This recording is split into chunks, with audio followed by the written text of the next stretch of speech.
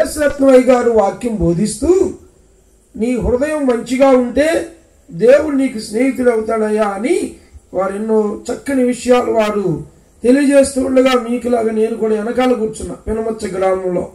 అప్పుడు దేవదానమయ్య గారు తెలియదు, నాకు అమ్మగారు తెలియదు. అక్కడ తెలిసిందల్లా మా నాయనమ్మ గారు, పాగోలు నీలమ్మ గారు. ఆ తర్వాత మరి చిన్నప్పటి నుంచి మా గ్రామంలో బేతేలు సహవాసం ఉంది, బస్ స్టాండ్ వెనకాల.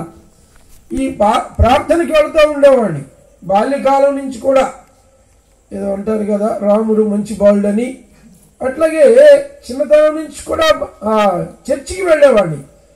ఈ వయసు పెరిగే కూడా చర్చితో పాటు మిగిలిన అన్నీ కూడా అబ్బుతా ఉన్నాయి. కాలేజీకి వెళ్ళటం, ఎగ్గొట్టి కూచిపూడి సినిమాకి వెళ్ళటం, కాబట్టి ఇట్లా ఇక ఇవన్నీ అబ్బుతా ఉన్నాయి ఒక్కొక్కటి. ఇలా ఉంటూ ఉండగా సరే ఏదో ఒక జాబ్ చేసుకుందామని ఆ కంపెనీలో ఈ కంపెనీలో పేపర్లో పడిన ఆ స్టేట్మెంట్స్ అన్నిటికీ పెడతా ఉండేవాడు. ఒకరోజు ఏం జరిగిందంటే, అప్పుడు కొత్తగా టెలివిజన్ వచ్చిందండి, ఇప్పుడులాగా సీరియల్ లేవు.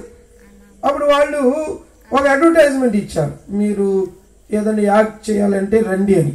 అప్పుడు నేనేం చేస్తానంటే అది చూసి నేను నా అడ్రస్ నా ఫోటో పంపించే వాళ్ళకి. ఇది 30 సంవత్సరాల క్రితం చరిత్ర, ఇప్పుడుది కాదండి. అప్పుడు వాళ్ళు ఏం చేస్తారంటే, మిమ్మల్ని మేము సెలెక్ట్ చేసాం, మీ వాయిస్ సెలెక్ట్ చేయాలి, మీ ఫోటో బాగుంది కాబట్టి మీరు మా యొక్క ప్రోగ్రాంలో యాక్ట్ చేయడానికి మిమ్మల్ని అంగీకరిస్తున్నాం అన్నారు. వాళ్ళు ఏం చెప్పారంటే ఆదివారం రమ్మన్నారు. ఇక్కడ వచ్చింది సిక్కు. ఆదివారం నేను అసలు ఎక్కడికి వెళ్ళను, చర్చికి వెళతా.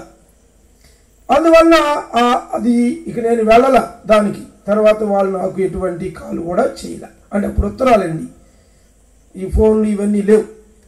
ఆ తర్వాత కాలగమనంలో మరి ముందుకు వెళుతూ ఉన్నాను. ఇక ఎక్కడ ప్రశాంతత ఉండట్లా మనసుకి. అన్ని పనులు చేశాను నేను. చెరుకు కట్టుడు కట్టాను, కోత కోసాను, చెరుకు కొట్టాను, కుప్పలకు వెళ్ళాను, ఆ నారు లాగాను. ఒకసారి నారు లాగుతుంటే మా పెద్దోళ్ళు అన్నారు, ఏంటనుకున్నావు, తెల్ల కాగితం మీద నల్ల గీత కాదు పని అంటే, ఇట్లా ఎగతాళి చేసేవారు. సరే ఇది ఇలా ఉండగా అసలు విషయం ఏంటంటే, మా అమ్మగారికి నా బాల్యకాలంలో జ్వరం వచ్చింది బాగా. మా అమ్మమ్మ గారిది కృష్ణాపురం, అక్కడ ఒక చర్చి ఉండదు, ఇప్పుడు కూడా ఉంది. అప్పుడు అది పెంకిటి చర్చి.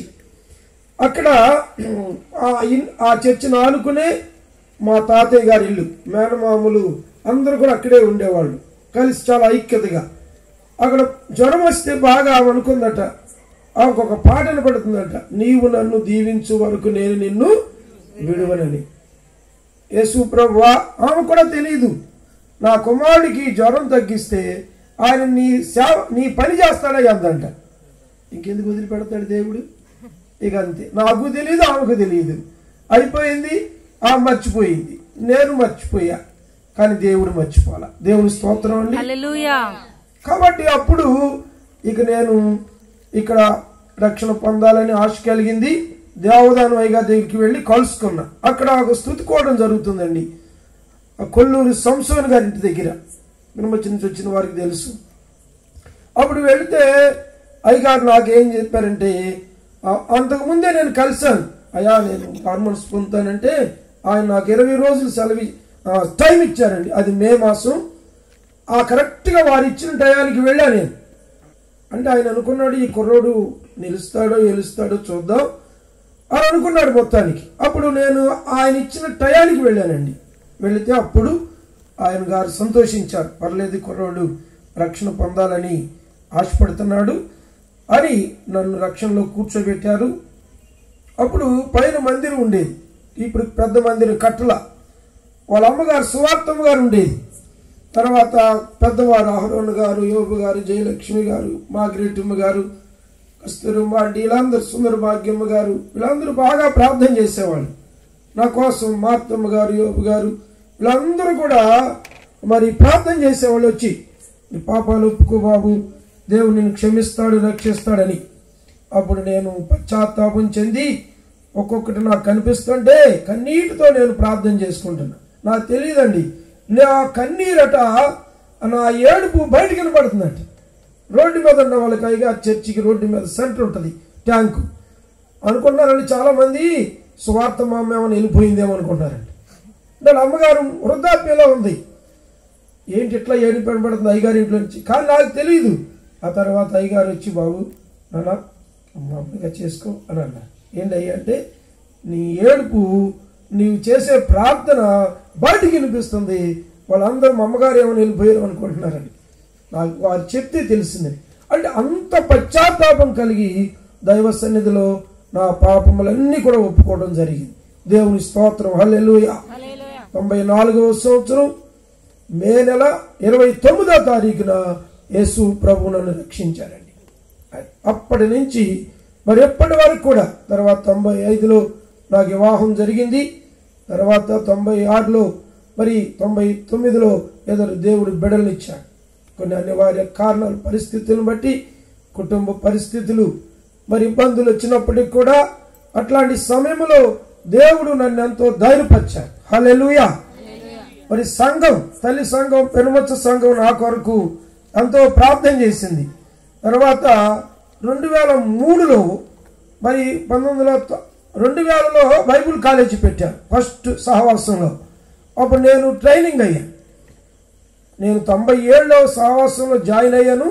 2000లో ట్రైనింగ్ పెట్టారు. 2003లో ఈ ట్రైనింగ్ పీరియడ్లో ఉన్నటువంటి వారిని టీంలో సెలెక్ట్ చేశారు. నేను సెలెక్ట్ అవుతే నేను అసలు అనుకోలేదండి. అప్పుడు మార్కులు వేశారంటే మాకు తెలియదు. నాకు తెలిసిన వాక్యం మీద నిలబడి చెప్పాను. అప్పుడు మా అయ్యగారు నాకు ఫోన్ చేశారు, సిల్వాను నీ పేరు కూడా టీంలో వాక్యం చెప్పడానికి వచ్చిందయ్యా. అప్పుడు అయ్యగారు కూడా టీంలోనికి రాలా, అంటే ఉద్యోగం చేస్తున్నారు. అంటే నాకు చాలా సంతోషం వేసింది. అయ్యా నేనా, నాకు టీంలో చెప్పే అవకాశం అని అన్నా. దేవుడు ఇచ్చాడయ్యా నీకు, దేవుని స్తోత్రం అండి. అప్పుడు 2003లోనే నేను మొట్టమొదటిగా జోబాబాయ్ గారు ఇప్పుడు వాక్యం చెప్పలే కదా, అప్పుడు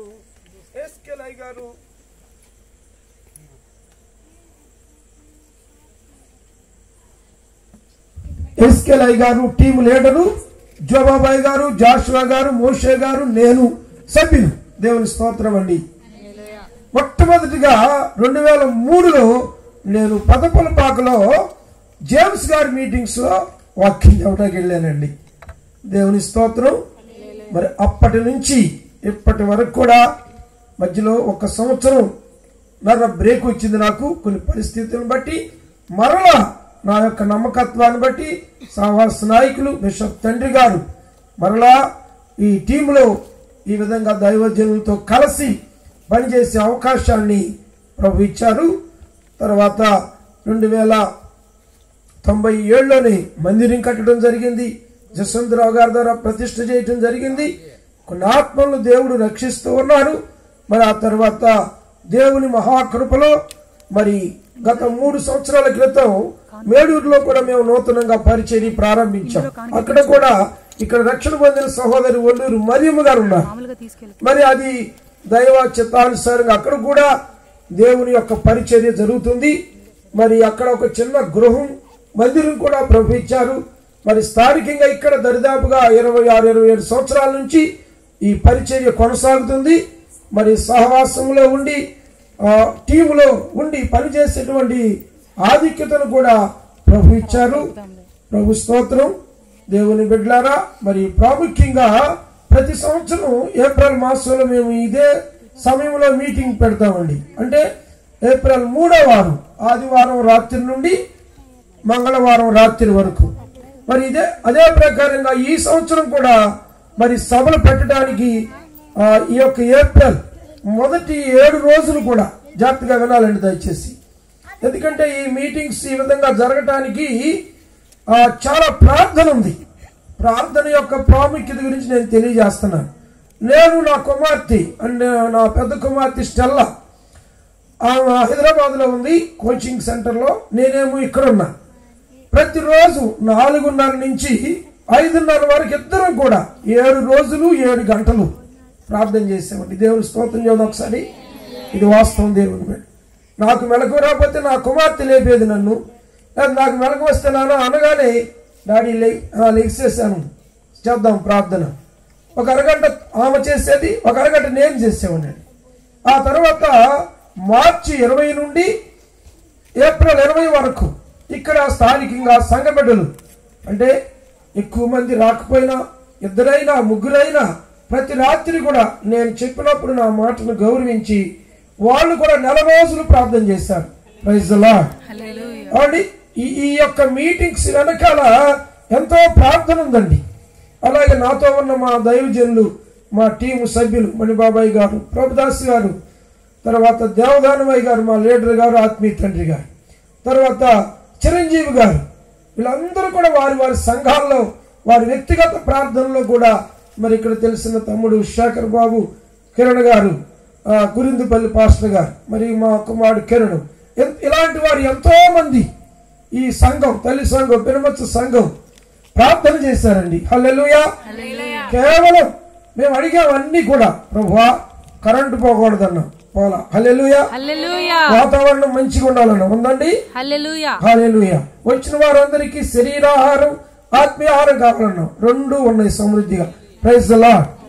తర్వాత ఎవరు కూడా ఎటువంటి దుర్వార్తలు రాకూడదు అనుకున్నాం, రాకూడదని ప్రార్థన చేశాం, ఏది రాలా. తర్వాత ఈ తమ్ముళ్ళు కూడా ఎటువంటి ఇబ్బందులు లేకుండా ఉండాలని ఈ sound system, lighting, mic, orchestra, అలాగే దైవజనులకు ఇబ్బందులు ఉండకూడదు మరి. కాబట్టి ఈ విధంగా వేటి కొరకైతే మేము ప్రార్థించామో వాటన్నిటినీ ప్రభు మీ అందరి ప్రార్థనలు మన ప్రార్థనల ద్వారా దేవుడు సహాయం చేశాడు. హల్లెలూయా. మరి అక్కడ వంటల దగ్గర అమ్మగారు, తర్వాత సోదరి మరియమ్మ గారు, మనోహరం గారి కుటుంబం వారంతగానో సహకరిస్తూ ఉన్నారు. దేవుని బిడలారా, సంఘ బిడ్డలు అందరూ కూడా పేరు పేరున వాళ్ళు ఎవరు చేయగలిగిన సహాయం వారు చేశారు. అలాగే ఆర్థికంగా ఎవరు చేయగలిగిన సపోర్ట్ వారు చేశారండి. అది ఈ మీటింగ్ ఇలా జరగటానికి ఒక్కరి వల్ల ఇది కాదు. అలాగని ఒక్కరు హెల్ప్ చేయకపోయినా ఆగదు. దేవుని స్తోత్రం అండి. అందరి సహాయ సహకారాలు ఉన్నాయని ఒక దైవజనులుగా నేను చెప్పగలను.